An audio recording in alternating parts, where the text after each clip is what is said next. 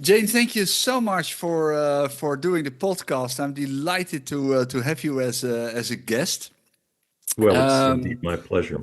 yeah, because I think Jung work is so fantastic that it really deserves quite a wide audience. So hopefully we can basically bring some insights of Jung, let's say, to make them more accessible to a wider audience.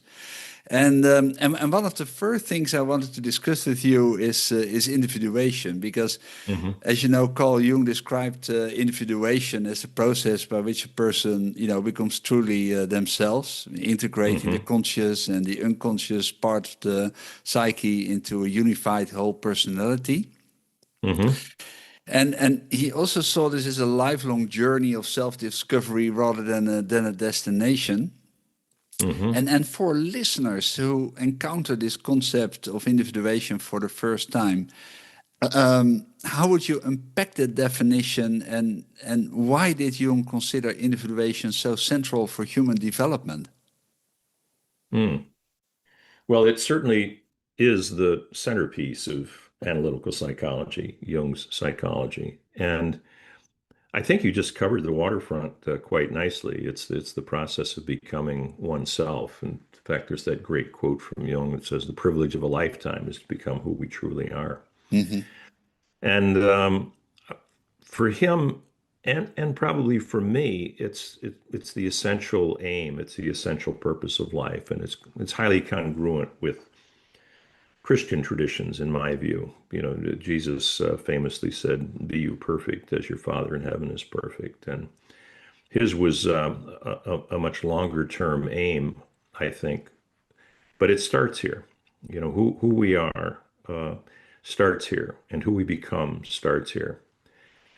And it's an essential and maybe the preeminent purpose of life to develop that essential person who we've been born to become. That's one of our great contributions to life, to the world, to the universe. And anyone can do it because we've all been born as unique personalities. So for Jung, it's the process of becoming whole, becoming that full, whole, unique person who we were born to be. Hmm. And how you do that is, it's a multifaceted question, but the individuation of unique personality is, for Jung, a preeminent purpose of life. I found a couple of quotes that relate to this. For Jung, it's not an egocentric orientation. It's a process of moving from an ego-centered individual to more of a soul-centered individual. Yeah. And for Jung, it's a process of aligning with what he called the infinite. What I like about Jung is he speaks about spiritual realities in psychological terms. But here's one of his quotes, for example. This comes from his autobiography. The decisive question for man is he related to something infinite or not? That is the telling question of his life. Only if we know that the thing which truly matters is the infinite can we avoid fixing our interest upon futilities, upon all kinds of goals which are not of real importance. The more a man lays stress on false possessions and the less sensitivity he has for what is essential, the less satisfying is his life. He feels limited because he has limited aims, and the result is envy and jealousy. If we understand that here in this life we already have a link with the infinite, desires and attitudes change. In the final analysis, we count for something only because of the essential we embody. And if we do not embody that, life is wasted. Yeah. So for Jung, he's the only psychologist I know who acknowledges that God is present in the human psyche. Yeah. Here he's referring to it as the infinite. Elsewhere, he'll call it, using the Hindu term, the self. But this process of becoming whole, of becoming the person we were born to become, it's a process of being guided by a transcendent reality, a transcendent presence, which he's calling the infinite here. Yeah. And one of the questions that basically presents itself is, Jung suggested that when individuation is blocked or ignored, and that comes also across in your book, the unconscious doesn't simply go quiet. but it finds other ways to make itself heard. You know, sometimes through anxiety, rigidity, projection, or shadow taking over. And I work a lot with leaders, and at an individual level, for business leaders, this can look like a leader who's stuck, reactive, or disconnected from the deeper motivations. But also at an organizational level, one could imagine a collective shadow, unspoken or dysfunctional groupthink or culture that systemically suppresses certain voices. From your experience, what are the psychological and practical costs when individuation doesn't happen, both for individuals as well as for the organizations that they are a part of? Yeah. Well, and there is a tendency, and it's a cultural tendency. It's a kind of a cultural in a cultural disposition to conform. Yeah. So you enter an organization, maybe it has a very strong cultural identity, and so the tendency will be to conform to that cultural identity. Which is all right to an extent, but to the degree that you have to give up your own sense of personality, your own sense of who you are, then you're coming into the organization not with your whole authentic individuality. You're coming into the organization with a persona, with a false mask, a Yeah. false presentation of who you are, to fill a role, to abide by the culture, to join the herd. And that's the antithesis of individuation.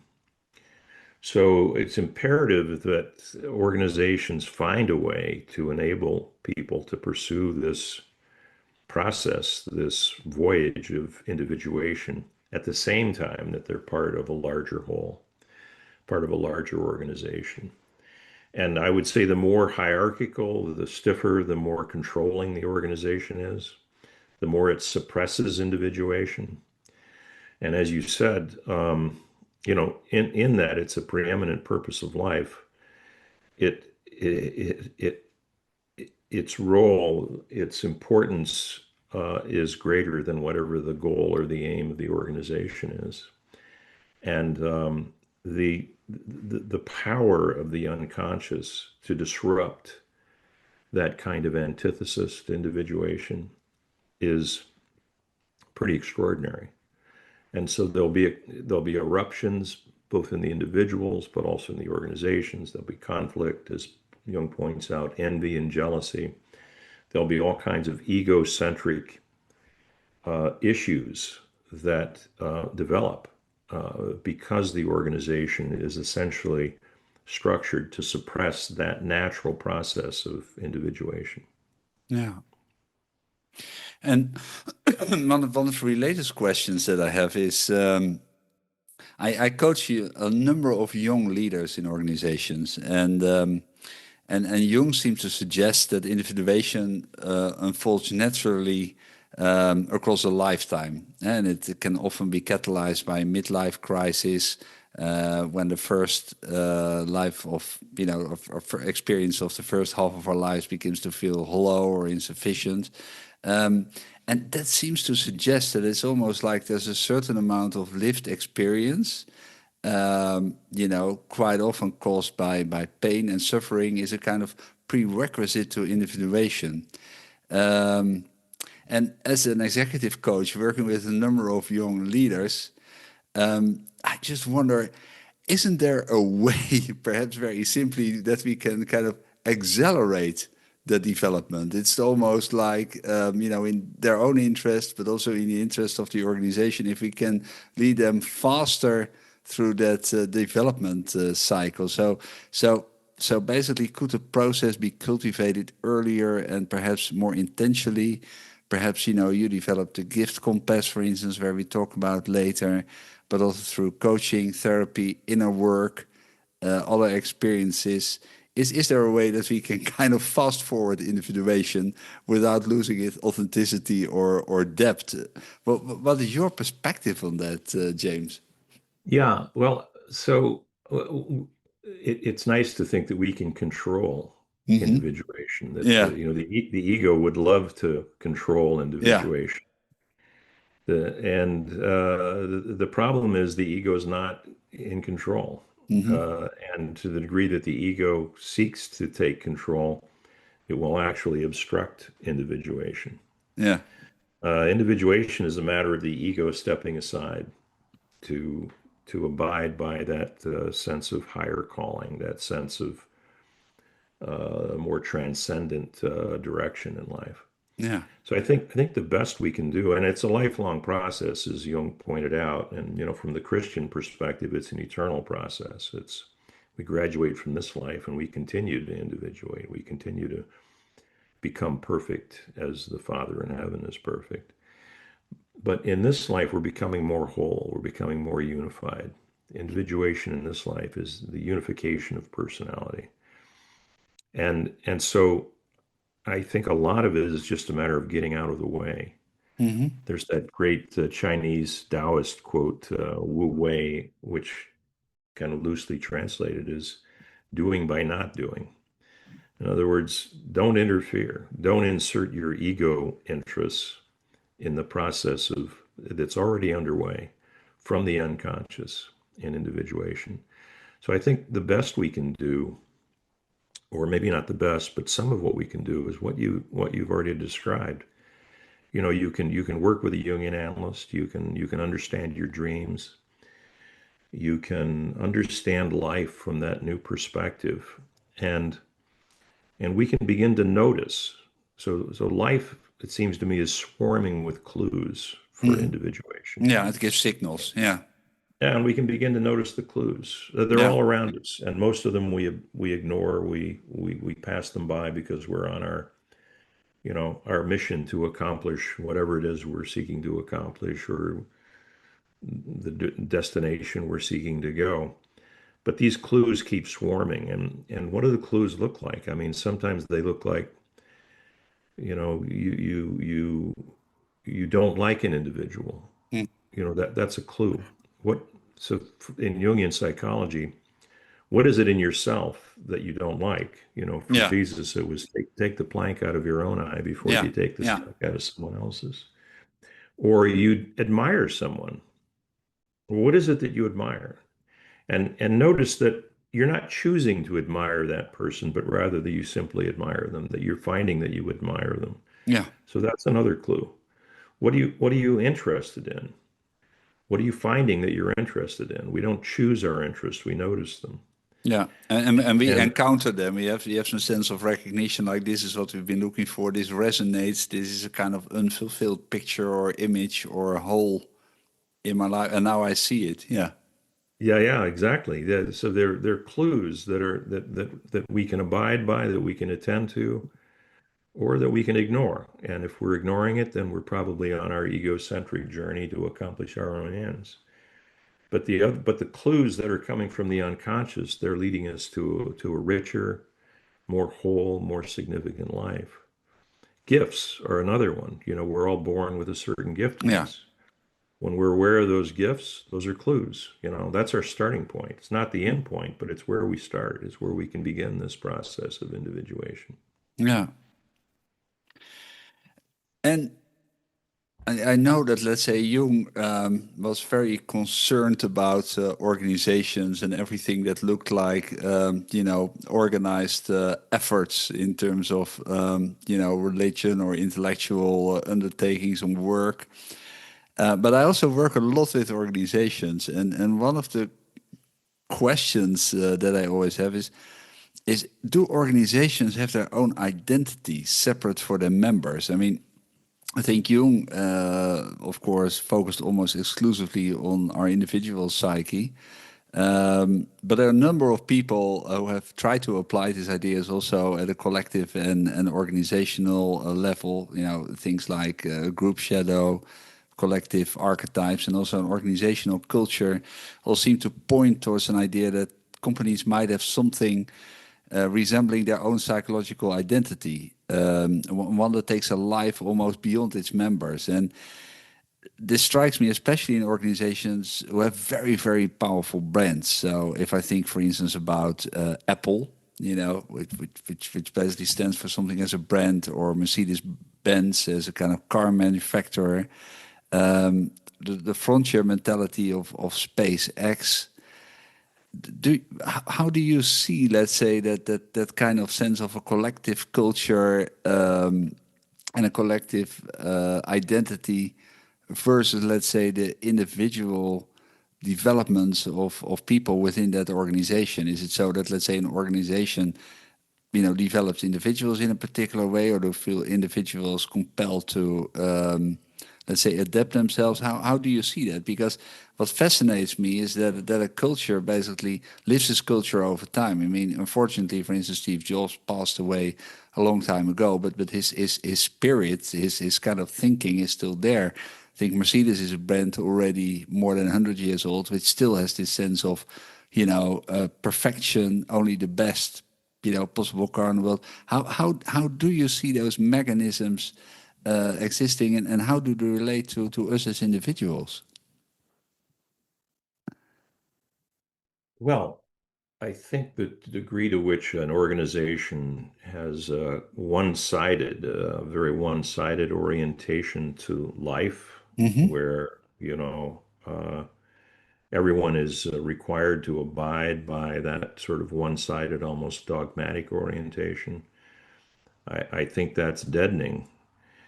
You have people who enter that organization and are invited to join that one-sidedness, and Hmm. one-sidedness is part of the problem in individuation, where it's easy to step into a kind of one-sided disposition, and as soon as we take one side, we've left another side behind.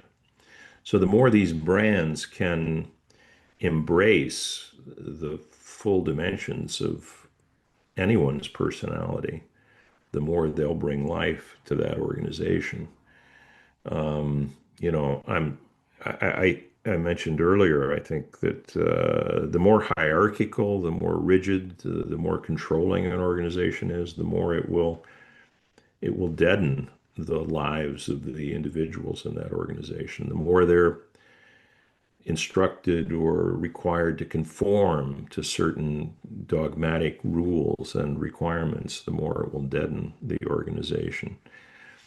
I'm thinking of an organization that had a lot of life. I don't know now that the founder's no longer there, whether they've continued with this organizational culture, but it's a good example of a brand, Hmm. of a culture that embraces people individually. And I'm thinking of Southwest Airlines. They had a culture of love, that it was all about, loving the people in the organization, loving the customer.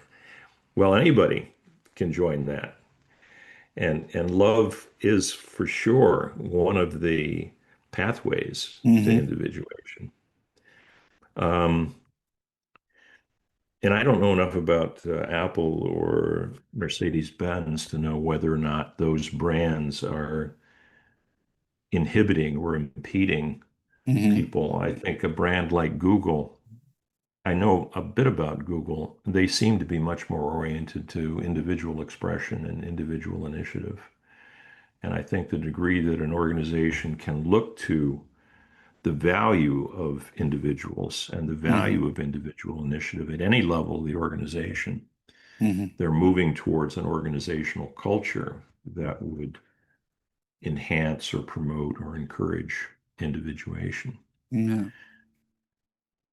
Maybe because one of the things I read in your book about Jung's compass, and I will include it in the show notes below, is you actively warn against this one-sidedness of organizations, and and I think it's also confirmed by, I can remember a book I read. I think it was called Phoenix Principle or whatever. Anyway, it was a collection of stories, and I will include that book in the show notes below. It was a collection about stories of companies that are too one-sided, so that Yeah. their strength becomes, let's say, almost their weakness. You can kind of compare it to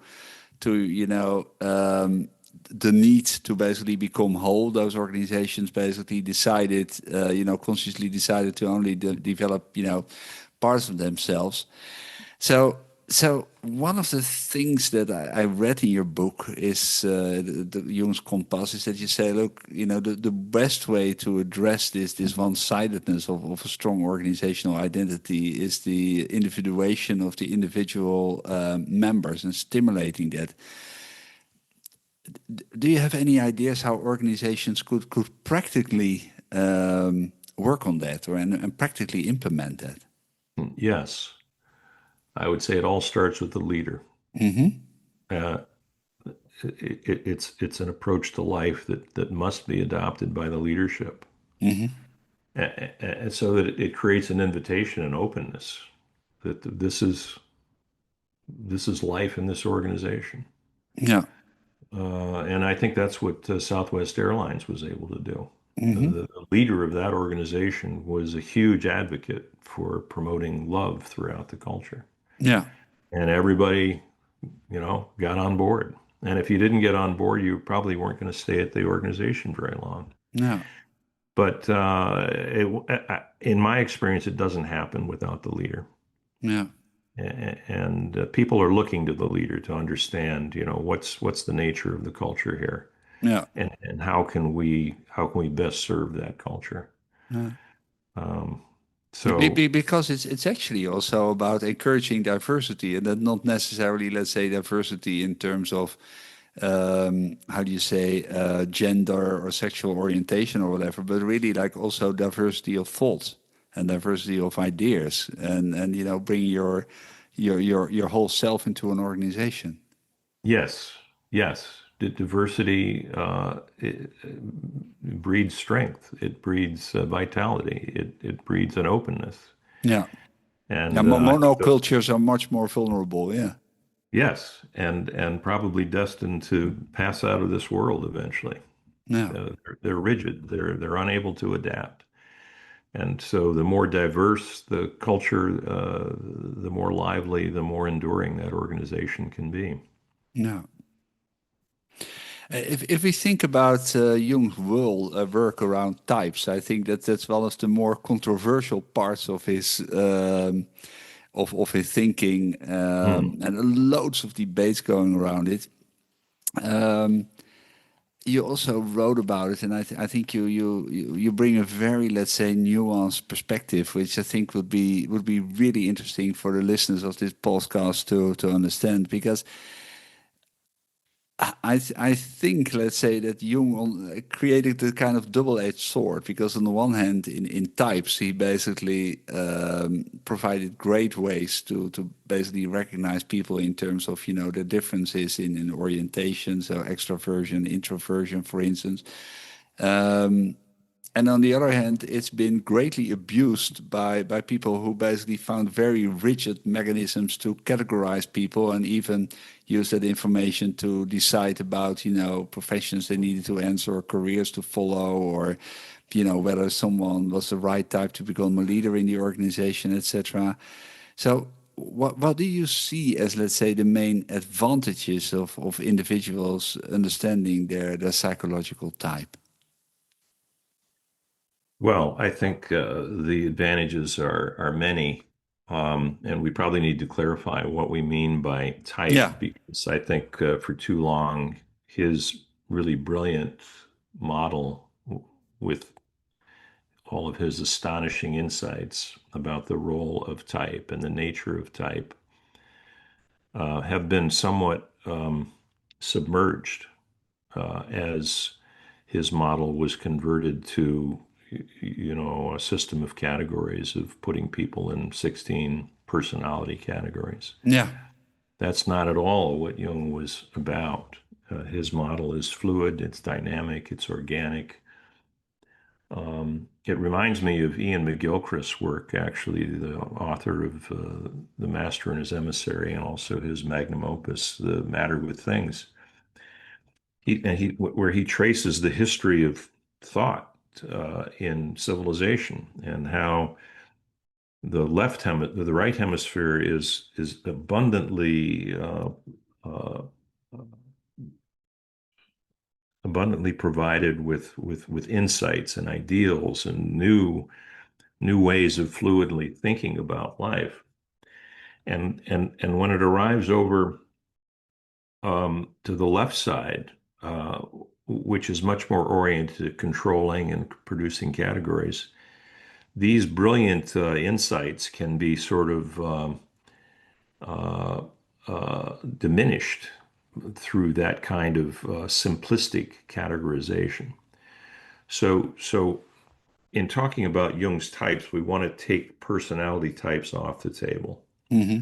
We're not talking about personality types. We're talking about Jung's original model of 8 psychological types, which are simply orientations to life experience. Yeah. 8 orientations to life experience based on these 4 functional orientations. And Jung said he would have identified more than 4, but 4 was all he could find.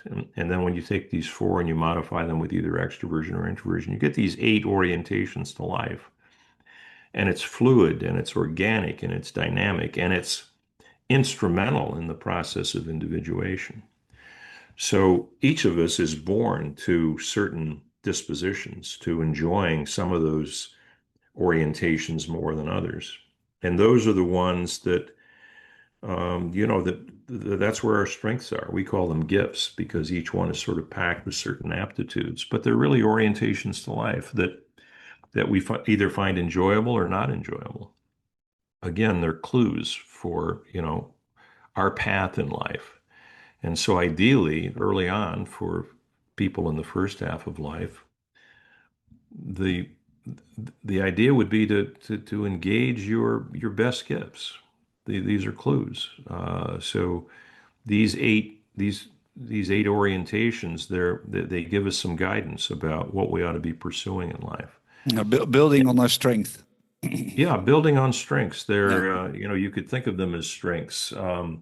And in combination with one another, they create composite strengths. You put 2 of them together and you have a new strength. You put 3 of them together, and you have another strength. And so it's very fluid. And there aren't 16 ways that these combine. If you look at all 8, which is what psychologists look at, because they want to know not just what's at the top, but what's at the bottom. If you look at all 8, there are over 40,000 ways that these simple 8 types can combine in human experience. And so you want to understand the nuance and what it means for one's own life. You enjoy 2 to 5 of these orientations. What does that mean for one's direction? What does that mean for the strengths that I bring to a team or an Yeah. organization? So there's that self-awareness, which is, I think, extraordinarily important, but both to know how one is oriented and also to understand how others are oriented, because it enhances the understanding of Yeah. people. Yeah. But there are all kinds of applications for those 8 types, for those 8 orientations, applications for teamwork, for HR and organizations, the work Yeah. people ought to be doing to optimize the value of how they're gifted. And Yeah, but I think that's a very powerful notion that you just said because what I did a couple of times in the past in the team was basically for people to share their type, and then suddenly people start understanding each other, and yeah, from that understanding, teamwork sometimes really starts to flourish or basically function much better. yeah. Well, so mutual understanding is the foundation for love, isn't it? Yeah. I think teams function better when love is present, when Yeah. there's true empathy for other individuals. Yeah. Yeah, so it's valuable that way. It's valuable for understanding others, Yeah. as well as understanding one's own journey in life. Yeah. And one of, let's say, the yeah, you probably read it. One of the most we have to bring MBTI in a discussion at a certain moment. Well, one of the Okay, most one okay. of the most contested things around MBTI, of course, is people claiming, let's say, that their personality has changed or can change. And the first time I took, let's say, this questionnaire was this, and now I take it again. I'm different. But it points at, let's say, the underlying issue of the stability of type over time. How do you see that? I mean, what is, let's say, your I get from you the sense that you have an idea, well, we're kind of born with certain predispositions, and as we go through life, we start to orient broader, we acquire different things. But how do you see that, let's say, developing itself? I mean, do you have an idea that you can radically change type, or do you see it more as an evolutionary process with which you broaden your repertoire of potential, predisposition? How do you see that? Yeah, this is where type is integral with depth psychology and Hmm. with the notion of individuation. And we really have to step aside from this, 50-year-old idea that when Jung was talking about type, he was talking about personality type. He was not. Personality is a sacrosanct notion in Jungian psychology, and it transcends these categories that people develop to try to put people in boxes. So one's personality is unique and may not change. May be that unique personality through life, but one's orientation to these 8 types changes.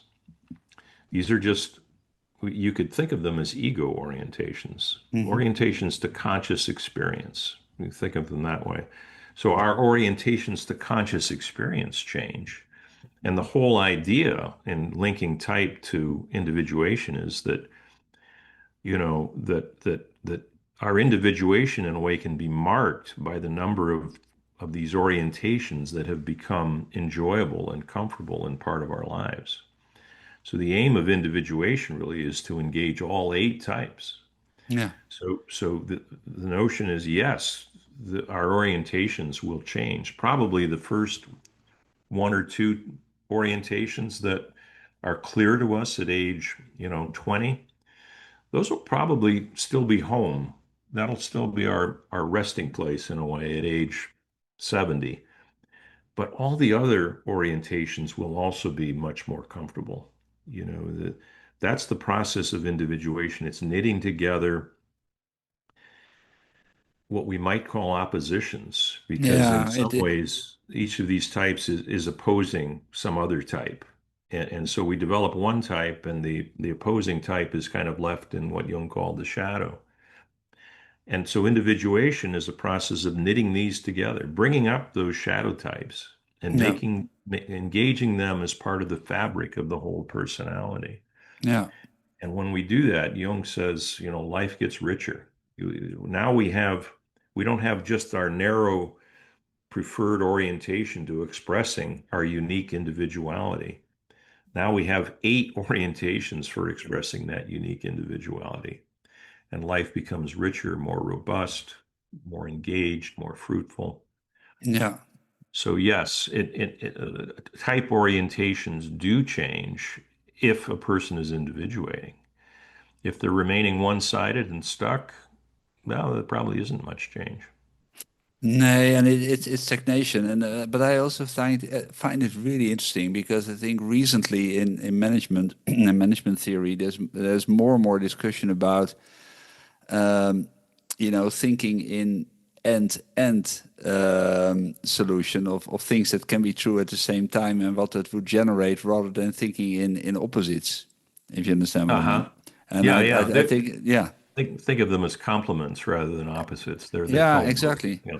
Hmm. Yeah, exactly. Yeah. Because a technique I apply with a lot of my clients is I don't know if you ever heard about it, but I'll include it in the show notes. Is work by a Dutch thinker about organizations called Daniel Hofman, and Daniel Hofman has the kind of the core quadrants, and the idea of the core quadrants is exactly what you also say in your work. It's looking at, let's say, it's not either or. It's not either I'm, let's say, single-minded, or I'm, let's say, a political animal on all sides. But it's a matter of, how can we unify, let's say, a strong conviction, with at the same time giving space for, other opinions and contribution. I think that's a much more fruitful way than this constantly, let's say, contrasting certain behaviors with one another. Hmm. Yeah, Yeah, yeah. That's the essence of individuation in terms of psychological type. It's the integration of these complements yeah, that seem to be opposites. But as Jung says, when if you can unite these complements, you arrive at what he called the tertium non datur, the third not given. You have a third that emerges out of the union of these two Yeah. complementary positions, and that's the essence of the emergence of personality. Yeah. I would like to move to the gift compass because Okay. you developed that as a tool. And Yes. I heard several eminent Jungians speaking very highly of it. And thank you for the opportunity to use it myself. I'm very Aha. enthusiastic about it. And yeah, you developed that, let's say, as a tool rooted in Jungian psychology. Hmm. Um, but why did you develop it? Because in all honesty, I sense it must be coming from a kind of, combination of a theoretical conviction, but also, let's say, a frustration or things you missed in, let's say, tools, etc., that were already available. Why did you undertake the endeavor to develop the gift compass, and what were some of the principles you used in designing it? Yes. Well, everything you just mentioned is true. It came out of a frustration. It came out of an intellectual inquiry. It came out of a fascination with Jungian psychology. So I, like a lot of people, started with this 16 personality type model. Hmm. This looked like it could make some sense. The problem I had with it was that I couldn't find myself. I mean, I could find myself, but I could find myself in five different categories. So I'm trained as an architect, and architects love to develop elegant solutions to complex problems. And it just seemed to me that there was something amiss in this model of this 16 categories. So then I picked up Jung's volume, Psychological Types, and I read his chapter 10 on the types and realized that what he's got is really quite different from what's being presented as personality types, especially the 16 categories.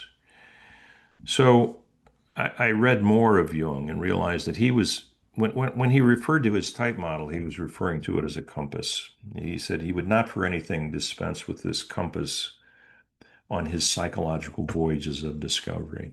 Well, his psychological voyages of discovery were not just in the conscious realm, they were also in the unconscious. So that was a clue. The types are also active in the unconscious.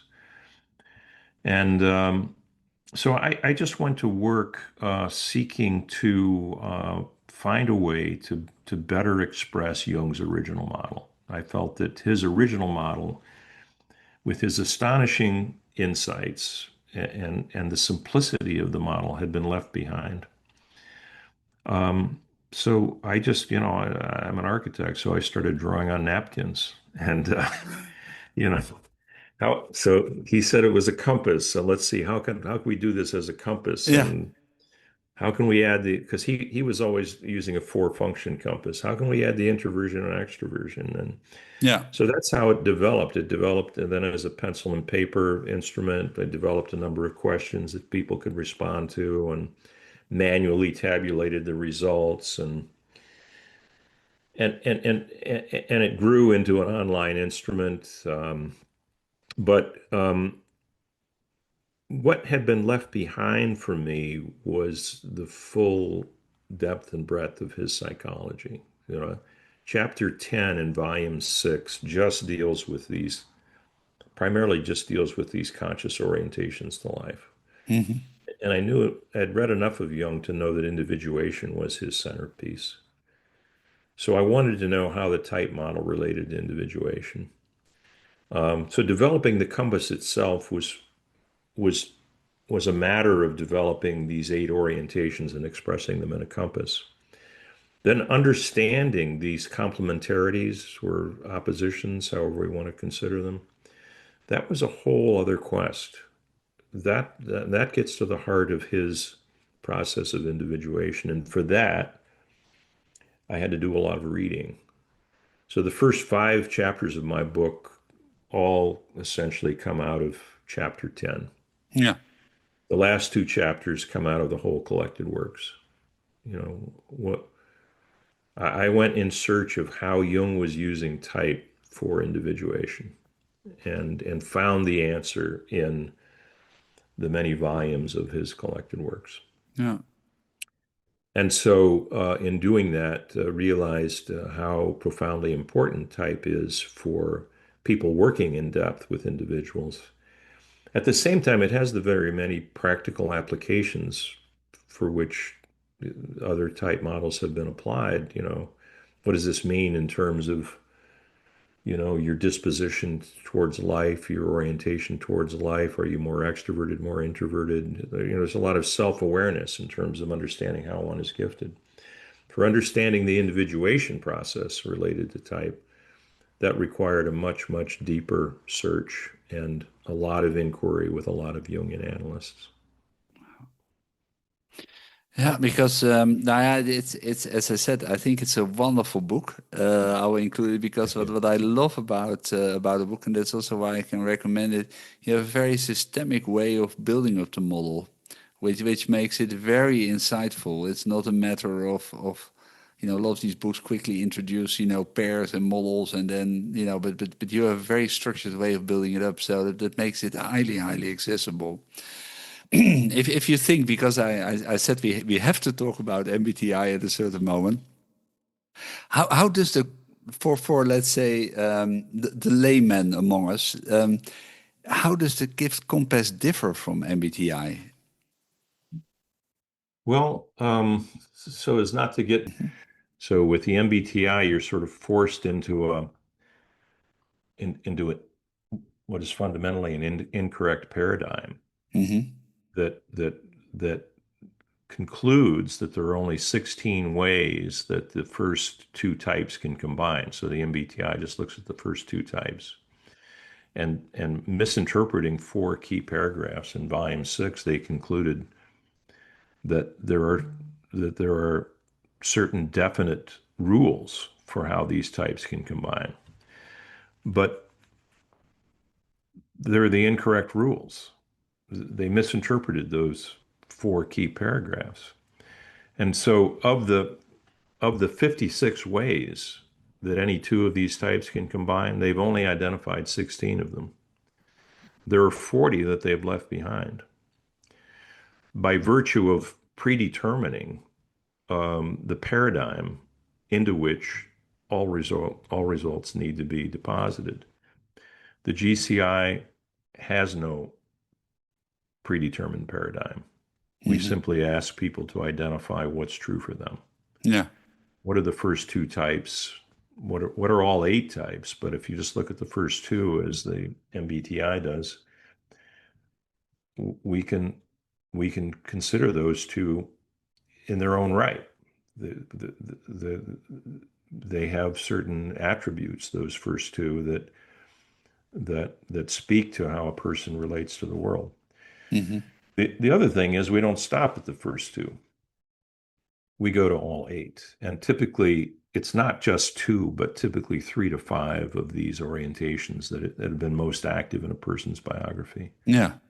and are most needed for understanding, for true self-awareness, for understanding the whole, you know, the whole nuanced orientation to life. Yeah, yeah. Yeah. Hey, and if you think about the gift compass, and I'll link, let's say, the details of the gift compass below. Um, if you think about practical applications for individuals, you know, be it in a personal lives, be it in the world of business, um, what are some of, let's say, the biggest, most important, and most useful applications of the gift compass? Yeah, because they have many practical applications, and depth psychologists use it for their inquiries into the unconscious. But for, you know, lay people, for anyone just interested in knowing how they're gifted, the GCI can be indispensable. We don't typically know how we're gifted. You know, we've had these gifts since we were 2, and so it's like they're like breathing to us. It reminds me of the joke about the two young fish that were swimming along, and an older fish met them and said, "Ah, the water's warm today." And then the older fish keeps swimming, and the two young fish keep swimming, and one of the young fish turns to the other and says, "What's water?" Yeah. And gifts are like that. There's so much a part of us that we don't even notice that we have them. So our instrument starts by inviting people to remember three experiences that they had that were Yeah. especially enjoyable. So we get them back in the experience of themselves. And from that experience, those experiences answer the question. So there's just self-awareness, being aware of what one brings to life, what one brings to teams, to organizations, to understand one's normal disposition for why we're drawn in certain directions. There's a great deal of self-understanding that comes from that. And then, as you mentioned earlier, there's a great deal of understanding of others to understand how they're oriented, and to begin to understand with significant empathy about how they respond and react and what they pursue in life. Because we're all quite different. We're all unique, and we're all engaging these eight types in different ways, these eight orientations in different ways. So we work with college students. We have Hmm. another instrument called Discover Your Passion, Yeah. which engages symbols from the unconscious as part of the process. Um, so we work with college students, and there's so many over here in the U.S. There's so many college students who enter college undecided. They don't know what they want to do, Yeah. and they think they're going to figure it out by reading books and attending lectures, which it might be one of the worst ways you can Yeah, yeah, discern because your it's life. almost like you find it's almost like how do you say it's you almost find out by kind of negative evidence in terms of I tried this but it doesn't work and then I Yeah, tried something else. It's like it's a very yeah. costly and ineffective way to find your study path or your calling and your profession or your let's say your calling in life. Yeah, yeah, absolutely. Yeah, I tried accounting. I didn't like it, so we'll rule that out. And there goes a semester of work and I don't know Yeah, how many thousands of dollars over here, at least. yeah, Yeah, so so we can help students understand how they're gifted and what those gifts mean in terms of not a specific career, but a general direction in terms of work life. What's the kind of work that they can enjoy? And over the last year, we've developed an AI bot that engages our work from the last decade, and we call it reading the melody. When we read a profile of eight types, we read the melody. So we've read hundreds of melodies, hundreds of profiles, and so we've provided all that as training for the bot, along with virtually everything that Jung had to say about the types. And so the bot, as it turns out, is quite capable of. I mentioned there are 40,000 different ways that these eight types can combine. The bot can account mhm, for each of them individually and in detail.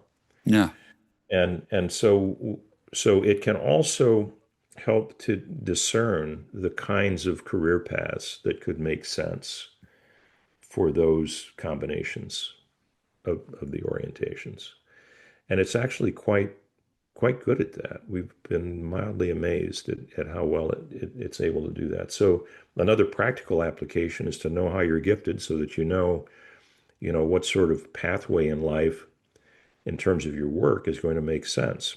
yeah, The aim being do what you love, and yeah, and work becomes less onerous. It yeah, becomes something you can enjoy. And that's important, especially for people in the first half of life, yeah, because that's when they're building their ego strength. That's when they're building their yeah, self-confidence and sense of who they are. And then classically in Jungian psychology, it's in the second half of life that the other side now wants to become part of the yeah. And personality. also join the Part, party and yeah, yeah, yeah, yeah, yeah. wants to join the party, To right? make the company complete. Yeah, Yeah, yeah. yeah, So there's that, and I think HR could do wonders with it. Understanding how people are gifted, and therefore understanding what they contribute to a team, and what the team is seeking to accomplish. And are they bringing the right gifts for the team? Yeah. Or are they bringing the right gifts for the role that they've been assigned? Yeah. That's a good source of burnout, is to be doing what you're not especially good at.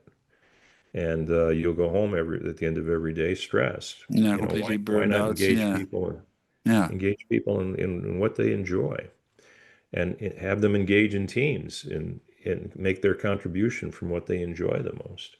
And for everyone on the team, as you pointed out earlier, everyone on the team to know that, we have someone who's a real visionary, and we have somebody here who's very practical and very organized. Let's optimize both of those. Let's not cancel them out. Let's optimize their value. Um, Relationships, marriage, friendships. Marriage can be a tussle because, as Jung pointed out, it's almost axiomatic that we'll marry someone who is virtually opposite us in many respects. So Yeah. it's great for mutual understanding. It's probably great for marriage counselors Yeah. to help people understand, how they're oriented and how those orientations are showing up in their relationship. So those are some of the, Yeah. simple practical approaches for these. Ah, thank you so much for sharing. I said I'll let's say include all the information and the links below, and I would really encourage people to try it. So James, thank you so much for this interview. Thank you, Dirk. It's been a real pleasure. It's been a real pleasure, and yeah, I'm sure, let's say, this will be incredibly valuable for our listeners. So thank you very much. Thank you.